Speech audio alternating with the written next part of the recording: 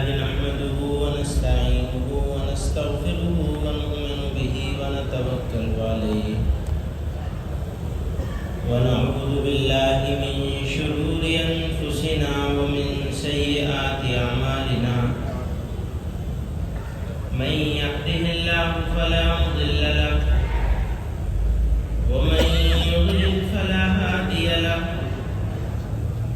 ونشهد أن لا إله إلا الله وحده لا شريك له ونشهد أن سيدنا ومولانا محمدا عبده ورسوله صلى الله تعالى عليه وعلى آله وصحبه وبارك وسلم. حضرات کرام قدر، جمعیت علماء ہند حریم ملت کی پاسباں اور عظیم امانت کی کلید بردار جماعت ہے. اس کی روشن ملی خدمات اور قربانیوں کے مد نظر ملت اسلامیہ ہند آج اس کی طرف امید کی نگاہ سے دیکھ رہی ہے. اس لیے ہم سب کا اہم ترین فریضہ ہے کہ ہم اپنی وسیع تر ذمہ داریوں کو محسوس کریں اور قول سے زیادہ عملی اقدام کو اپنا وتیرہ بنائیں. یہ خاکسار اپنی تمام تر خامیوں اور کوتاہیوں کے اعتراف کے ساتھ ہرگز اپنے آپ کو اس قابل نہیں سمجھتا کہ اس بار گراں کو برداشت کرے. یہ ہمارے لیے خوش نصیبی بھی ہے اور حرمہ نصیبی بھی. خوش نصیبی اس معنی کر ہے کہ جمعیت علماء ہند جیسی عظیم جماعت کی صدارت کا موقع ملا، اور حرمہ نصیبی اس معنی کر ہے کہ اس عظیم الشان جماعت کے منصب صدارت پر ایسی اولو العزم اور عظیم المرتبت شخصیات جلوہ افروز رہی ہیں جن کے قلوب ہمہ وقت یاد الہی میں مستغرق رہے، جن کا سینہ معرفت الہی سے پر تھا، جن کی صحبت راہ حق کے لیے رہنما تھی، جن کے دن انسانیت کی خدمت کے لیے دوڑ دھوپ میں گزرتے تھے، اور جن کی راتیں پروردگار عالم کے سامنے کھڑے ہو کر ملک و ملت کے لیے بے چینی اور اضطراب کے ساتھ آہوازاری میں گزرتی تھی. مجھے حیا آتی ہے، بڑی حیا آتی ہے کہ میرے جیسا شخص جو صحیح معنی میں ننگ اسلاف ہے، اس کے دوش ناتواں پر ان بزرگان پاک تینت کی نیابت کا بار گراں ڈال دیا گیا. آپ حضرات سے دعا کی درخواست ہے کہ اللہ اس بندے ناچیز کو اپنے حبیب صلی اللہ علیہ وسلم کے طفیل اس منصب جلیل کی ذمہ داریوں کو بحسن خوبی انجام دینے کی توفیق عطا فرمائے اور اپنے بڑوں کے نقش قدم پر چلنے کا حوصلہ مرحمت فرمائے. آمین. محترم حضرات، اس موقع پر مجھے اپنے ان دو بزرگوں کی یاد آ رہی ہے جن کی قیادت و رفاقت میں خاکسار کو دو دہائی سے زیادہ عرصے تک ملک و ملت کے لیے کام کرنے کا موقع ملا. یہ خاکسار 1996 میں جمعیت علماء ہند کا ناظم مقرر ہوا. اس کے بعد 24 ستمبر 2001 کو ناظم عمومی نامزد ہوا. اس وقت مرشدی فدائے ملت حضرت مولانا سید اسعد مدنی جمعیت علماء ہند کے صدر باوقار تھے. حضرت فدائے ملت رحمۃ اللہ علیہ عزم و استقلال کے پہاڑ تھے. اللہ تعالیٰ نے ان کو بے مثال خوبیوں سے نوازا تھا. ملک و ملت کے لیے آپ کی ہردم فکر مندی بلکہ درد مندی بے نظیر تھی. اسی طرح میرے مربی اور استاد محترم حضرت مولانا قاری سید محمد عثمان صاحب منصور پوری رحمہ اللہ جماعتی زندگی کے مشکل حالات میں جمعیت علماء ہند کے صدر منتخب ہوئے. ان کی زندگی کا سب سے اعلیٰ اور ممتاز وصف اخلاص للہیت، بے نفسی، کسر نفسی، بے نفس سادگی اور بے نفسی تھا. آپ اصول پسند، دوربین اور صاحب بصیرت عالم تھے۔ اللہ تعالیٰ ان دونوں بزرگوں کی قبروں کو نور سے منور کر دے۔ ان دونوں بزرگوں نے جمعیت علماء ہند کی تحریکات اور عزائم کو اپنے حوصلوں سے جلا بخشا۔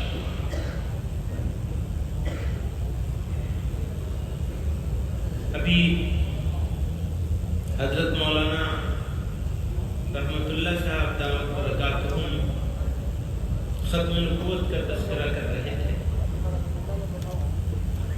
تو میں حضرت قاری عثمان صاحب رحمۃ اللہ علیہ ختم نبوت کے عنوان سے کام کرنا انہوں نے شروع کیا، تو اتنا کام کیا، اس طرح وہ اس کام میں لگے رہے، اوڑھنا بچھونا ایک طرح سے بنا لیا کہ لوگوں نے ان کو مجاہد ختم نبوت کہنا شروع کر دیا، جو بالکل بجا تھا ان کے۔ آج ہمارا ملک نفرت اور مذہبی تعصب کی زد میں ہے۔ نوجوانوں کو تعمیری کاموں میں لگانے کے بجائے تخریب کا آلہ کار بنایا جا رہا ہے۔ میڈیا اشتعال پھیلانے کا سب سے بڑا حربہ بن گیا ہے۔ مذہب اسلام، اسلامی تہذیب اور کلچر، بالخصوص سرور کائنات آقا نامدار تاجدار مدینہ صلی اللہ علیہ وسلم کے خلاف بےہودہ اور بے بنیاد پروپیگنڈے کی مہم پورے شباب پر۔ ارباب اقتدار سپریم کورٹ کے تنبیہات کے باوجود انہیں آزاد چھوڑ کر ان کی حوصلہ افزائی کر رہے ہیں۔ جمعیت علماء ہند کہیں گے ہم نے تو آزاد نہیں چھوڑا، مقدمہ چلایا، تو مگر چھوٹے چھوٹے معاملے پر لوگوں پہ یو اے پی اے لگتا ہے، انہیں سب کو یو اے پی اے لگا کے بند کرنا چاہیے نا۔ جمعیت علماء ہند جارحانہ فرقواریت کو پوری قوم اور وطن کا نقصان تصور کرتے ہوئے اسے وطن کی سالمیت کے لیے سخت خطرہ سمجھتی ہے۔ فرقواریت ہمارے معاشرے کی ہم آہنگی کی عظیم وراثت سے ہرگز میل نہیں کھاتی۔ مختلف مذاہب کے درمیان دوستانہ بلکہ برادرانہ رشتے ہمارے معاشرے کی قابل فخر اور پائیدار خصوصیات ہیں۔ ان رشتوں کو نقصان پہنچانا قومی جرم ہے۔ آئیے ہم اس بھڑکتی ہوئی آگ پر قابو پا لیں جو ماضی کی نسلوں کی محنت سے بنی ملک کی عظیم وراثت کو ملیامید کر رہی ہے، اور ایک ایسے وطن کی تعمیر کرے جہاں ذہن بغیر خوف کے چل سکے۔ آج کا دور اصول اور آدرشوں کی حفاظت کے لیے جنگ لڑنے کا دور ہے۔ آج ہر طرف یہ آوازیں اٹھنے لگی ہیں کہ دستور ہند میں دی گئی ضمانتیں بے سود ہیں۔ ان حالات میں اگر سوامی وویکانند، موہن داس کرم چند گاندھی، جواہر لال نہرو اور چشتی کے آدرشوں کو ماننے والے لیڈران اسی طرح تماشائی بنے رہے تو نہیں کہا جا سکتا کہ ملک کا حشر کیا ہوگا۔ دلتوں، پسماندہ طبقات اور اقلیتوں کو نظر انداز کر کے ملک کی ترقی کا تصور محال ہے۔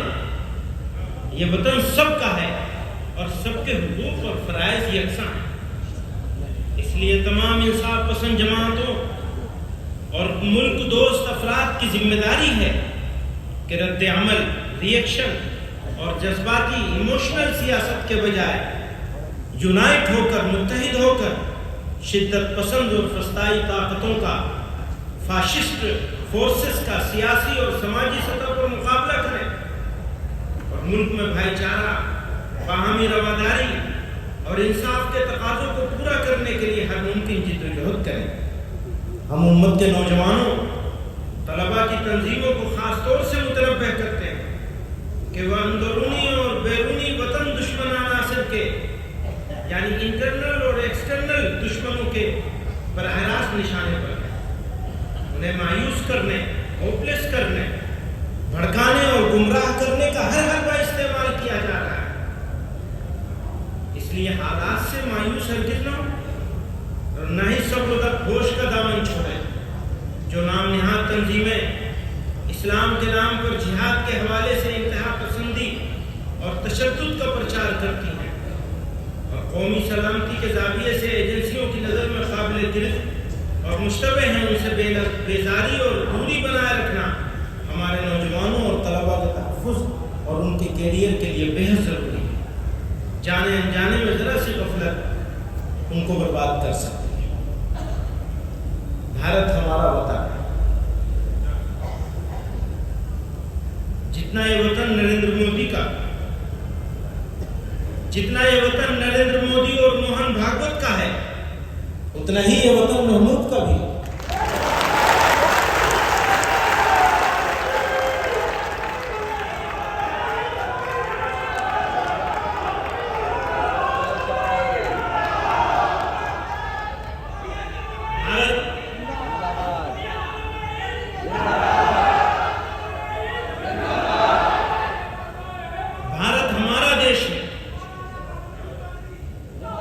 جتنا یہ دیش نریندر مودی اور موہن بھاگوت کا ہے، اتنا ہی یہ دیش محمود کا بھی ہے۔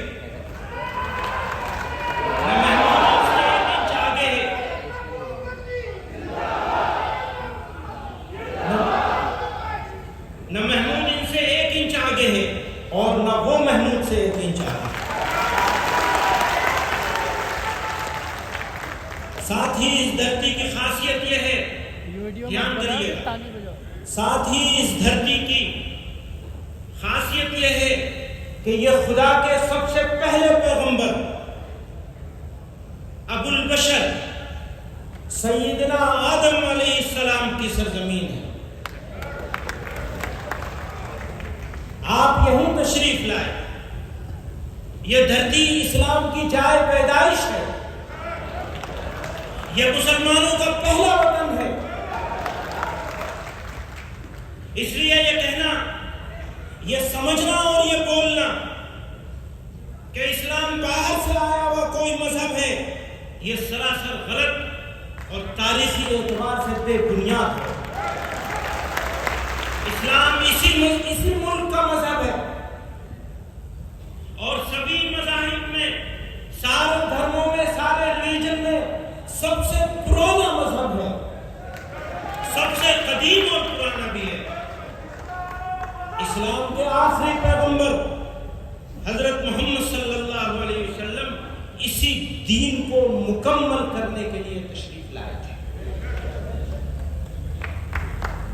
اس لیے میں واضح طور سے کہتا ہوں کہ بھارت ہندی مسلمانوں کے لیے وطنی اور دینی دونوں حیثیتوں سے سب سے اچھی جگہ ہے، لیکن ساتھ ہی اس حقیقت کا ادراک بھی ضروری ہے کہ اپنے ہی وطن میں رہنے کا بھی ایک نظام اور سسٹم ہے۔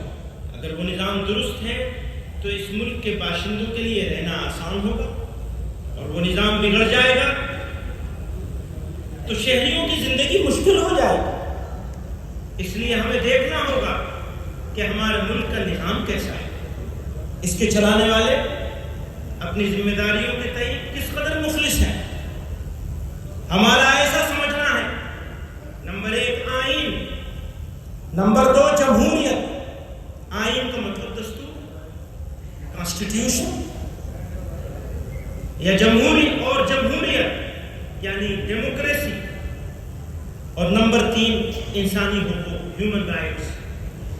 ماڈرن انڈیا کی پہچان ہے، آئیڈینٹی ہے یہ ہماری۔ اس ماڈرن انڈیا کی اگر کچھ آئیڈینٹی اور پہچان ہو سکتی ہے تو یہ 3 چیزیں ہیں بنیادی طور پر: ہمارا کانسٹیٹیوشن، ہماری ڈیموکریسی اور ہیومن رائٹس۔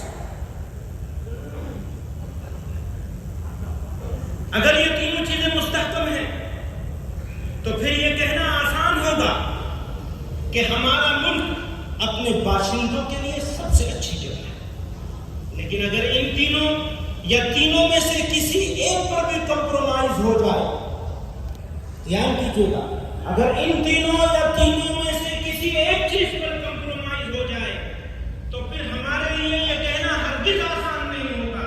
اس کو پرکھنے کے لیے ہمیں جمہوریت کے 4 ستون، مقننہ یعنی کیا کہنا چاہیے مقننہ کو، عدلیہ، لیجسلیچر، انتظامیہ، ایڈمنسٹریشن، عدلیہ یعنی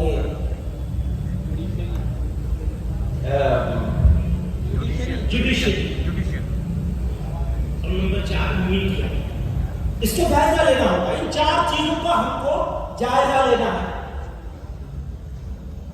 لیجسلیچر کا، ایڈمنسٹریشن کا، جوڈیشری کا اور میڈیا کا۔ آگے چلیے، انصاف کی حکمرانی۔ کسی بھی مہذب سماج کے لیے عدل و انصاف سب سے بڑا معیار ہے۔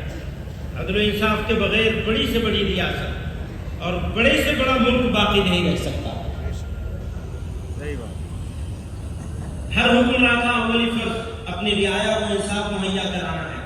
ملک میں امن و امان کا قیام اور جرائم سے پاک معاشرے کی تشکیل انصاف کے بغیر نہیں ہو سکتی۔ ہمارے ملک و سماج کی ایک تلخ حقیقت ہے کہ نہ صرف ہم ظالموں، قاتلوں اور لٹیروں کو قرار واقعی سزا دینے میں ناکام ہیں، بلکہ بے قصور افراد کو جان بوجھ کر گرفتار کیا جاتا ہے اور پھر ان کو طویل المدت قید میں رکھا جاتا ہے، اور 20 سال گزرنے کے بعد عدالت ان کو رہا کر دیتی ہے۔ ایسے ہزاروں واقعات کا ریکارڈ پیش کیا جا سکتا ہے۔ اسی کے مد نظر جمعیت علماء ہند نے بے قصور افراد کی رہائی اور ان کے مقدمات کی پیروی کے لیے ایک مستقل شعبہ قائم کیا ہے، جس کے ذریعے نچلی عدالتوں سے لے کر سپریم کورٹ تک ہم ہزاروں افراد کے مقدمات لڑ رہے ہیں۔ یہی ہماری تقدیر میں رہ گیا ہے۔ خاص طور سے ان لوگوں کے مقدمات جن کو UAPA اور دہشت گردی کے دیگر قوانین کے تحت بھیجا گرفتار کیا گیا ہے۔ نیز یہ بات بھی عام طور سے دیکھی جاتی ہے کہ فسادات کے موقع پر ہمارے بھی مسلمان جاتے ہیں، لوٹے بھی جاتے ہیں، اور الٹا ان کو ہی قصوروار ٹھہرا کر قید و بند کی سزا دی جاتی ہے۔ کلیجہ تھام لو، روداد غم ہم کو سنانے دو۔ کلیجہ کلی ماجد مرحوم نے کہا ہے، کلیجہ تھام لو، روداد غم ہم کو سنانے دو، تمہیں دکھا ہوا دل ہم دکھاتے ہیں، دکھانے دو۔ زمانہ صبر کر لیتا ہے عاجز، ہم بھی کر لیں گے، خلش دل کی مٹا لیں گے، وہ دو آنسو بہانے دو۔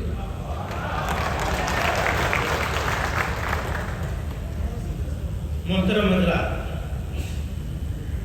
جب ہم وہ جو چار چیزیں الگ کی گئی تھیں کہ وہ 4 چیزیں پہچان بنے گی اس بات کی کہ ملک کیسا ہے، کس راستے پہ جا رہا ہے، اس میں عدلیہ بھی آتا ہے۔ ہماری جوڈیشری، سپریم کورٹ اور ملک کی دوسری عدالت بھارت کی سب سے بڑی جمہوریت کی محافظ اور اس کی طاقت ہے۔ یہ عدالتیں اپنے خود مختار نظام کی وجہ سے حکومتوں کے بے لگام اقدامات پر قدغن لگاتی ہیں۔ سماجی بہبود، ماحولیات کے تحفظ، انتخابی اصلاحات وغیرہ کے مسائل پر ان کے احکامات اور رہنما اصول ملک کی درست رہنمائی کا سبب بنتے ہیں۔ لیکن گزشتہ کچھ عرصے سے بالخصوص بابری مسجد، طلاق ثلاثہ وغیرہ پر، اور بھی بہت سارے ہیں، یہ 2 کا ذکر میں کر کے وغیرہ پر فیصلوں کے بعد یہ تأثر عام ہو رہا ہے کہ عدالتیں ریاست کے دباؤ میں کام کر رہی ہیں۔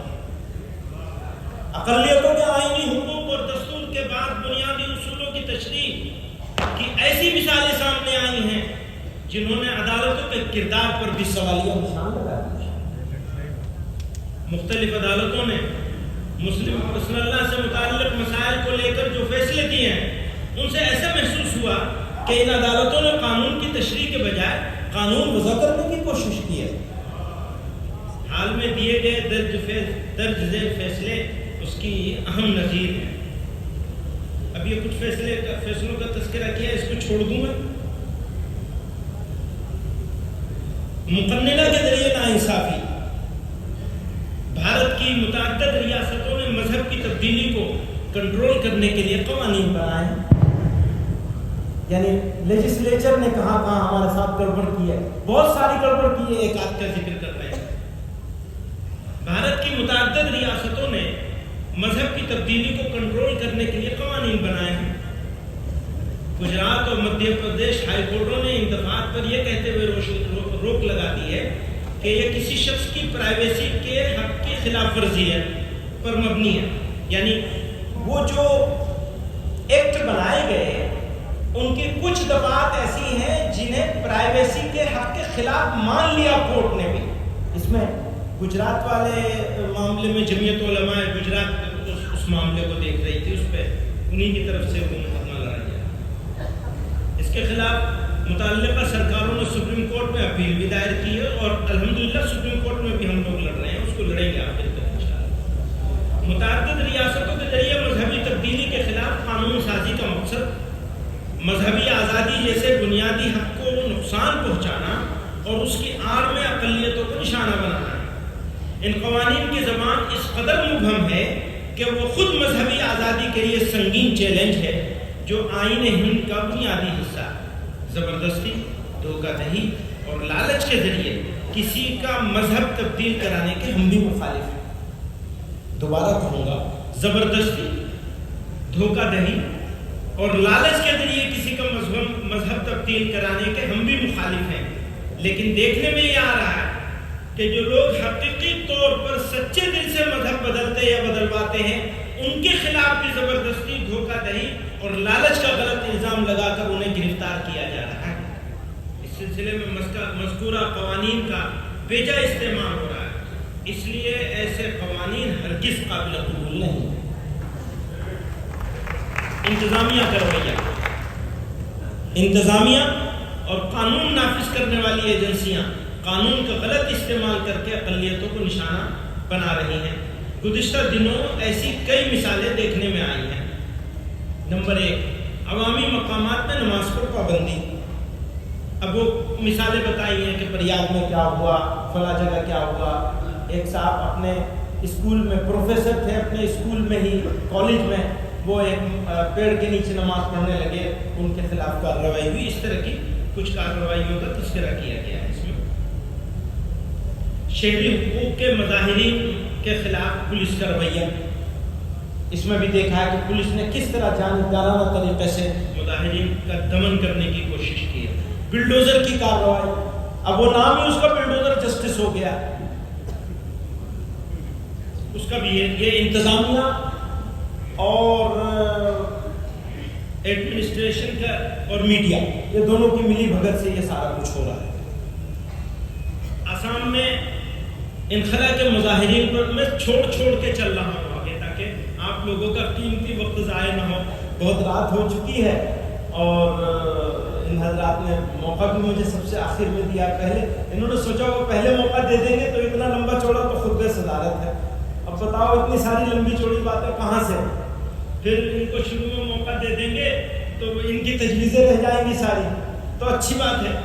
آسام میں انخلا کے مظاہرین پر ظلم و ستم،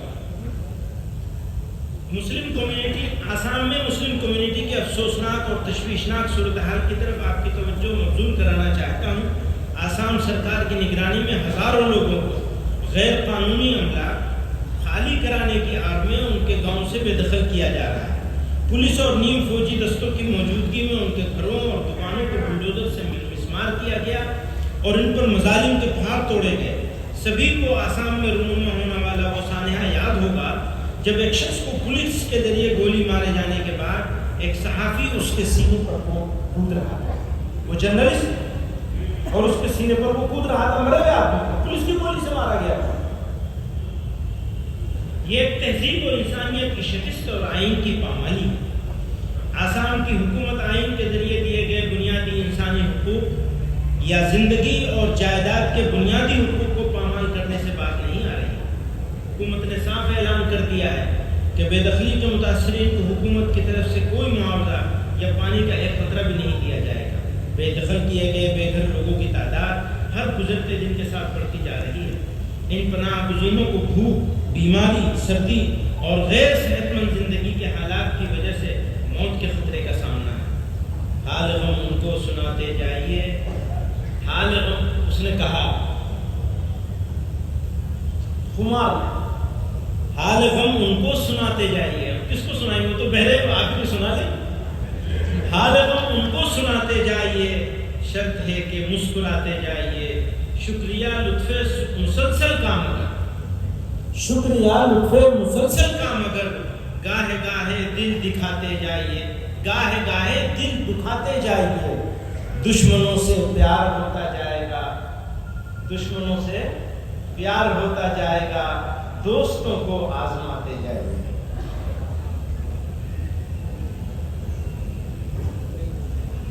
کیا ٹائم ہو رہا ہے؟ کل کر لیں، پورا کریں گے آج ہی، سارا کام ایک ہی دن میں۔ وہ پولیس والے آ جائیں گے، ہاں تھوڑا سا اور کر لیتا ہوں۔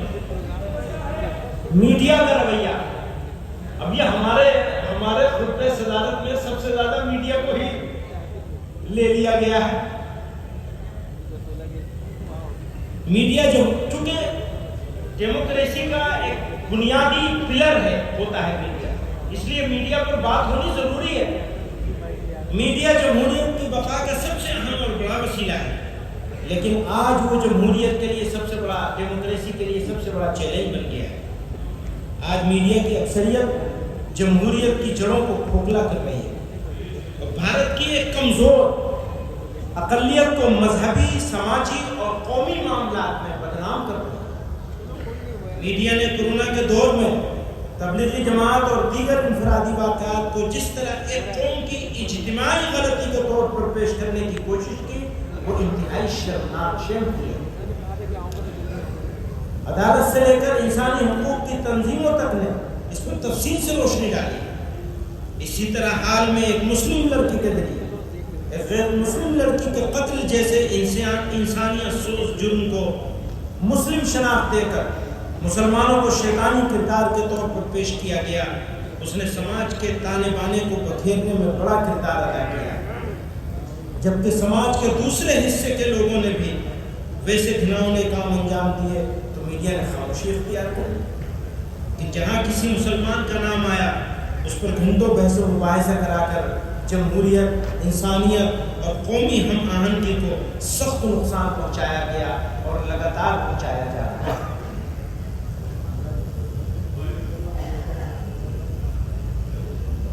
اب انشاءاللہ کل کریں گے۔ جزاک اللہ۔ وآخر دعوانا